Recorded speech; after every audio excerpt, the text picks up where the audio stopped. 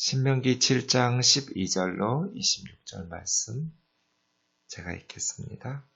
너희가 이 모든 법도를 듣고 지켜 행하면 내 하나님 여호와께서 내 조상들에게 맹세하신 언약을 지켜 내게 인애를 베푸실 것이라. 곧 너를 사랑하시고 복을 주사 너를 번성하게 하시되 내게 주리라고 내 조상들에게 맹세하신 땅에서 내 소생에게 은혜를 베푸시며 내 토지 소산과 곡식과 포도주와 기름을 풍성하게 하시고 내 소와 양을 번식하게 하시리니 내가 복을 받음이 만민보다 훨씬 더하여 너희 중에 남녀와 너희 짐승의 암수에 생육하지 못함이 없을 것이며 여호와께서 또 모든 질병을 내게서 멀리하사 너희가 아는 애굽의 악질에 걸리지 않게 하시고 너를 미워하는 모든 자에게 걸리게 하실 것이라. 내 하나님 여호와께서 내게 넘겨주신 모든 민족을 내 능히 긍휼히 여기지 말고 진멸하며 그들의 신을 섬기지 말라. 그것이 내게 올무가 되리라.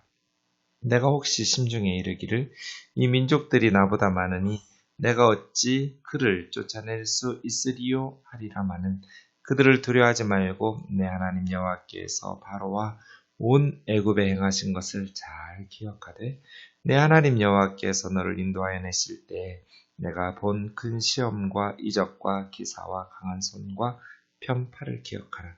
내 하나님 여호와께서 내가 두려워하는 모든 민족에게 그와 같이 행하실 것이요 내 하나님 여호와께서도 왕벌을 그들 중에 보내어 그들의 남은 자와 너를 피하여 숨은 자를 멸하시리니 너는 그들을 두려워하지 말라. 너희 하나님 여호와 곧 크고 두려운 하나님이 너희 중에 계심이니라.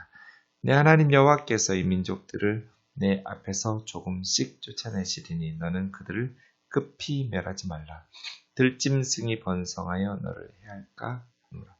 내 하나님 여호와께서 그들을 내게 넘기시고 그들을 크게 혼란하게 하여 마침내 진멸하시고 그들의 왕들을 내 손에 넘기시리니 너는 그들의 이름을 천하에서 제하여 버리라.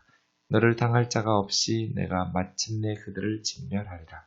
너는 그들이 조각한 신상들을 불사르고 그것에 입힌 은이나 금을 탐내지 말며 취하지 말라. 내가 그것으로 말미암아 올무에 걸릴까 하노니 이는 내 하나님 여호와께서 가증히 여기시는 것임이니라. 너는 가증한 것을 내 집에 들이지 말라. 너도 그와 같이 진멸당할까 하노라. 너는 그것을 멀리하며 심히 미워하라. 그것은 진멸당할 것임이니라. 아멘. 어제도 우리가 함께 말씀 묵상한 것처럼 9절 말씀에 보면 신실하신 하나님을 사랑하면서 계명을 지켜 천대까지, 이 말은 꼭 천대까지가 아니라 영원히 그런 의미입니다. 영원히 하나님께서 언약을 이행하시면서 인애를 베푸셔서 너희에게 복을 주시도록 하라는 것입니다. 생각해 보면 돼요. 가끔 그런 생각 한 적이 있어요. 어릴 때 교회에서 부흥회 같은 걸 하다 보면 간증을 하시거나 설교를 하실 때 엄청난 죄를 짓거나 우상 숭배를 하다가 예수님을 믿고 극적으로 변화되었던 그런 간증들을 듣다 보면 참 그런 분들 보면 하나님의 살아계심을 분명하게 체험하잖아요. 그리고 하나님의 그 사랑을 너무너무 확신 있게 전하잖아요. 그래서 나 같은 모태신앙은 그런 게 별로 없잖아요. 극적인 회심이라기보다는 그냥 어머니 뱃속에서부터 교회 다니다가 자연스럽게 예수님을 믿게 되고 어찌 보면 그냥 몸에 잘 맞는 옷을 입듯이 자연스럽게 예수님을 믿게 되는 그런 사람들에게 그런 극적인 회심의 순간이나 이런 것들이 없다 보니 좀 부러워할 때가 있었거든요. 저렇게 엄청난 죄를 짓고 상상 초월하는 그런 죄를 지었다가 이렇게 예수님을 만나서 하나님의 은혜로 극적으로 회심하는 지나놓고 보니 부러워할 일이 아니더라고요. 예수님 믿는 가정에서 기도받으면서 신앙생활 어려서부터 잘한 것이 가장 큰 복 중에 하나. 하나님은 그 말씀을 사랑하고 하나님의 뜻대로 살아가는 것이 이 땅에서 가장 행복한 일이에요. 막 죄악 가운데서 세상에서 하나님 없이 사는 그 삶은 하나님께서 하루하루 카운트하지도 않을 만큼 무의미하게 여기시거든요. 세상적으로 아무리 많은 업적을 남기고 세상 사람들이 부러워하는 삶을 산다 할지라도 창세기에 보면 4장의 가인의 족보가 그랬거든요.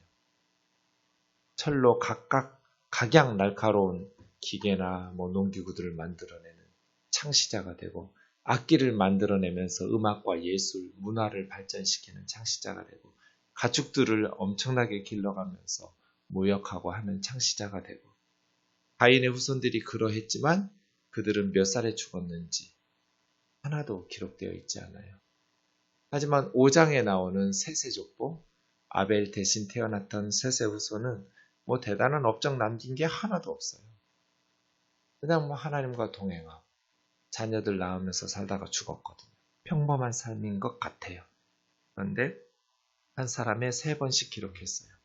몇 살에 후계자를 낳고 후계자를 낳은 후 몇 살까지 살고 총 몇 살에 죽었다. 한 사람에 3번씩 나이를 계산해 놨어요. 이게 두 족보의 가장 큰 차이점이에요. 두드러지는 차이점. 세상적으로 보면 가인의 후손들이 훨씬 더 훌륭한 업적을 남겼어요. 그런데 하나님께서는 그들의 인생 하루하루를 세지를 않으셨어요. 그들의 나이를 몰라서 성경이 기록하지 않은 게 아니에요. 더 유명한 사람들이니 몇 살까지 살다 죽었는지 다 알 수 있었겠죠. 하지만 한 사람도 나이를 기록해 놓지 않았어요. 대신에 셋의 후손은 모든 사람을 3번씩 반복해서 나이를 기록해 놓았어요. 왜 성경이 이렇게 해놨을까요? 세상에서 아무리 화려하게 성공적으로 많은 업적 남기고 살아도 하나님의 시각으로 보면 숫자에 넣을 가치가 없다는 뜻이에요. 그러나 세상적으로 별로 대단한 인생 사는 것 같지도 않고 그냥 애들 낳고 살다가 죽었는데도 하나님께서는 하나님의 백성 경건하고 거룩한 삶에 하루하루를 세고 계셨어요. 의미 있게 여기셨다는 그 뜻이에요. 그렇게 세상에서 죄악을 행하면서 살아가는 것, 그리고 나서 극적으로 회심하는 것 부러워할 것 하나도 없어요. 왜냐하면 하나님의 말씀대로 사는 것이 가장 지혜롭고 지식 있는 삶이고 가장 아름답고 행복하고 의미 있는 삶이에요. 그래서예요. 세상에서 업적 남기는 것, 그거 부러워하거나 엄청난 죄악 가운데서 살다가 예수님을 극적으로 믿는 것도 부러워할 필요가 없어요. 매 순간 하루하루 하나님의 말씀이 가장 고상하고 가장 복된 삶이라는 것을 확신하면서 살아가기를 원합니다. 그래서요, 하나님의 계명과 율법을 억지로 진짜 너무너무 고통스러운데 율법 지키지 않으면 벌 받을까 봐, 예배드리지 않으면, 헌금하지 않으면, 기도하지 않으면 하나님 그렇게 나쁜 분 아니에요. 그것을 사랑하면서 지키는 계명이기를 주의 이름으로 축원합니다. 하나님을 사랑하고 그 말씀이 가장 고상하고 그 말씀대로 순종하면서 살아가는 삶이 가장 행복하고 복된 삶이라는 것.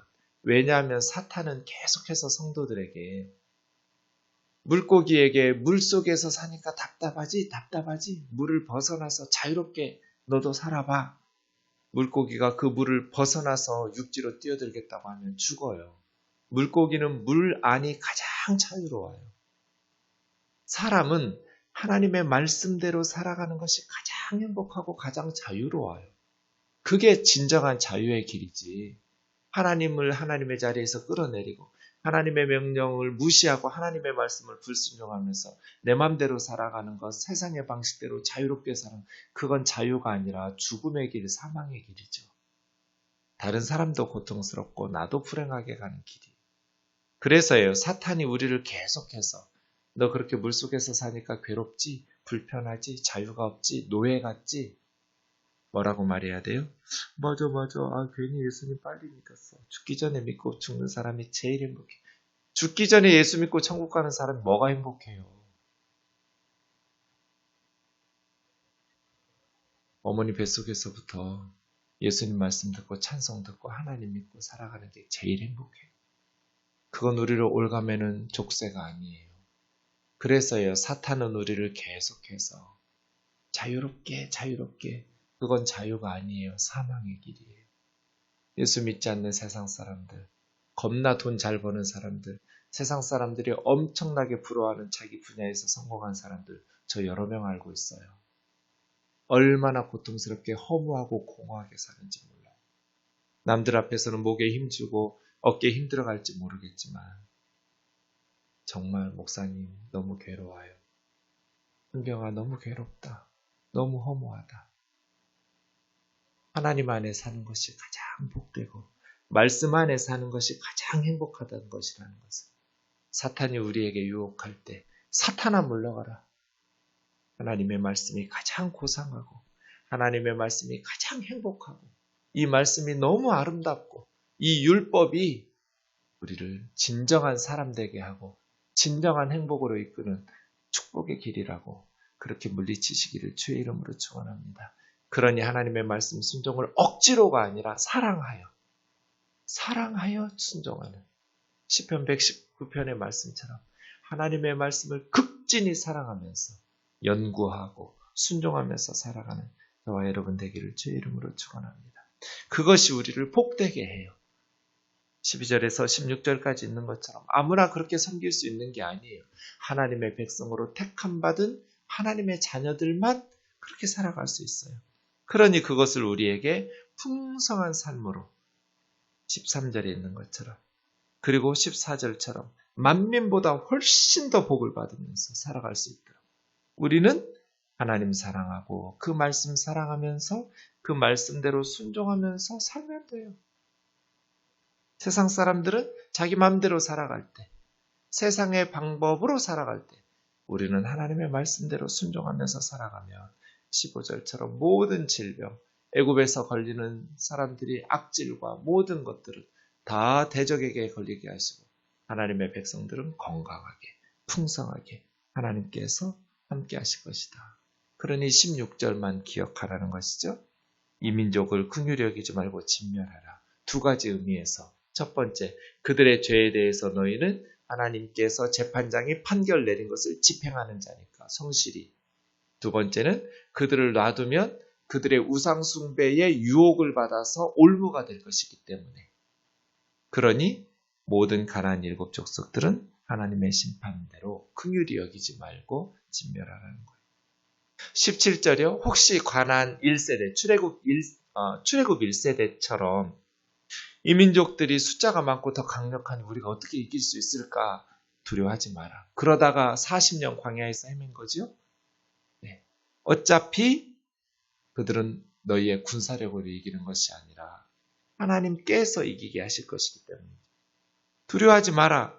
두려워할 수밖에 없는데 어떻게 두려워하지 않아요? 더 강하고 숫자도 많고 센 군대 앞에서 두려운 건 너무나 당연하죠. 그래서 18절 두려워하지 말라고 하는 말은 하나마나한 소리 같지만 하반절 보세요. 바로와 애굽에게 행하신 것을 잘 기억해봐라. 가나안 일곱 족속은 이집트에 비하면 나라도 아니에요. 미국을 이겼다고 해보세요. 미국을 하나님의 은혜로 이기게 했어요. 미국과 전쟁에서. 그리고 나면 아주 작은 나라들, 동남아의 방글라데시, 스리랑카 이런 나라들 일곱 족속 한다고 해보세요.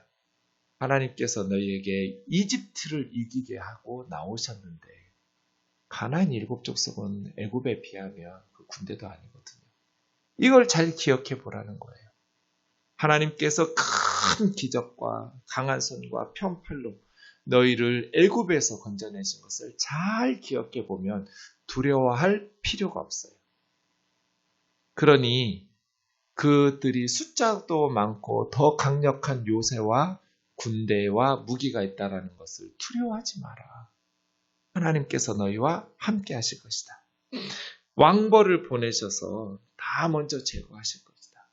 그런데 하나님이 제거하실 때에는 22절이요. 조금씩 쫓아내실 것이다.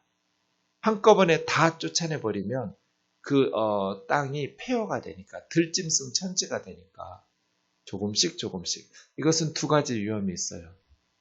첫 번째는 전쟁이 길어지다 보면 피곤하게 돼 있어요. 피로도가 쌓이게 되어 있어요. 그러니까 중간에 적당히 멈추고 싶어요. 이제 그만 싸우자, 그만 몰아내자. 그러면 어떤 위험이 생겨요? 우상 숭배의 위험이 생겨요. 그러니 남겨두지 말고 진멸해야 돼요.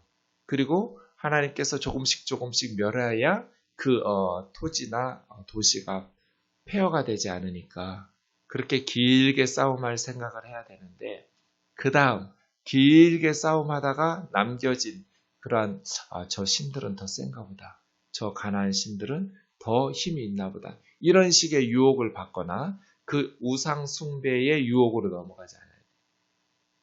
그래서예요. 25절, 조각한 신상들은 불사르고 그 신상들에게 입혔던 은이나 금을 탐내지 마라. 그것을 집으로 들이지 마라. 그러면 너희는 멸망할 것이다. 심히 멀리에서 가증하게 아주 역겹게 여겨서 다 진멸하고 제거하고 불사르라는 거예요. 그렇지 않으면 너희가 우상 숭배의 유혹을 당해서 진멸을 당할 것이다. 이 모세의 경고를 들었더라면 이스라엘이 망하는 일이 없었을 텐데, 이 모세의 경고를 듣지 못해서 천년의 가나안 땅에서 이스라엘의 역사는 말씀은 버리고 우상을 숭배하면서 결국 바벨론의 멸망에서 나라가 망하게 되는 비참한 역사를 경험하게 됩니다. 이런 비극의 역사가 우리에게 없기를 하나님께서 복 주셔서 한국교회를 통해서 이 민족에게 놀라운 은혜와 선물을 베푸셨는데, 우리가 이제 하나님을 잊어버리고 우상을 섬기고 하나님의 말씀을 무시하고 세상적인 방식으로 살아가지 않기를 주의해야 될 것입니다. 기도하겠습니다. 사랑하는 하나님 아버지, 사탄은 우리를 속삭이고 믿지 않는 세상 사람들의 삶의 방식을 눈에 보이면서 때로는 우리를 넘어뜨리려고 유혹할 때가 있습니다. 오 자비로우신 주지, 하나님의 말씀대로 사는 것이 가장 복되고 행복하고 가장 고상하고 값진 삶, 하나님께서 하루하루 세워가면서 의미 있게 여기시는 삶이라는 것을 기억하게 하옵소서. 오늘 하루도 우리가 어떻게 살아가는지 세상 사람들은 관심이 없지만 하나님께서 주목하시고 기뻐하시면서 의미 있는 하루하루로 여기실 줄 믿사오니 그렇게 말씀에 순종하며 살아가게 도와 주시옵소서. 착하게 예수님의 제자답게 하나님의 자녀답게 살아가는 값진 하루가 되게 하여 주옵소서. 예수님의 거룩하신 이름으로 기도하옵나이다. 아멘.